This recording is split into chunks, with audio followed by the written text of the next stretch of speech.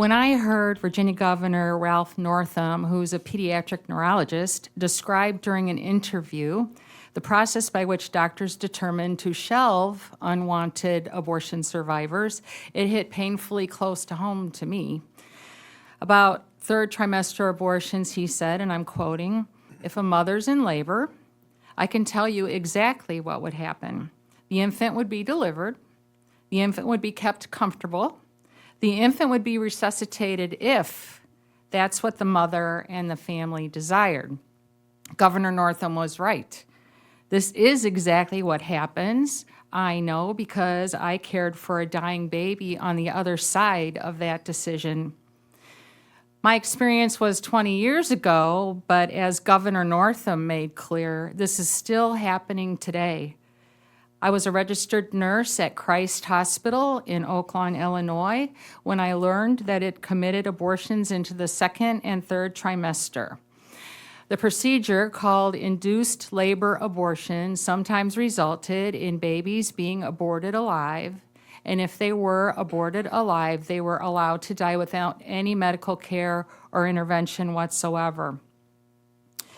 They were given what was called comfort care, made comfortable, as Governor Northam indicated. One night, a nursing coworker was taking a little abortion survivor to the soiled utility room to die. And when she told me what she was doing, I couldn't bear the thought of this suffering child dying alone. He'd been aborted because he had Down syndrome, and he was between 21 and 22 weeks old, about the size of my hand. And he didn't move very much because he was using all of his energy attempting to breathe. And I remember toward the end of his life, I couldn't tell if he was alive or not unless I held him up against the light to see if I could see his heart beating through his chest wall because their skin is so thin at that age. And after he was pronounced dead, I folded his little arms across his chest. I tied them together with a little string. I wrapped him in a shroud, and I took him to the morgue where we took all of our dead patients. That word comfortable, which Governor Northam used, is particularly grating to me. How far will doctors go to comfort themselves for letting abortion survivors die? Well, after I went public about survivors being taken to the soiled utility room, Christ Hospital created what it called the comfort room.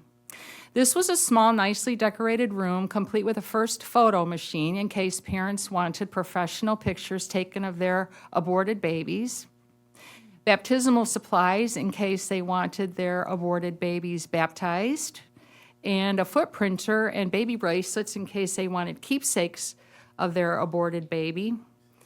And you may not think that what I'm telling you can possibly be true, but I took pictures of that comfort room, and I have submitted them today with my testimony. Clearly, little abortion survivors desperately need you to pass the Born Alive Abortion Survivors Protection Act to provide them with legal medical protections and not leave open the door whether they live or die.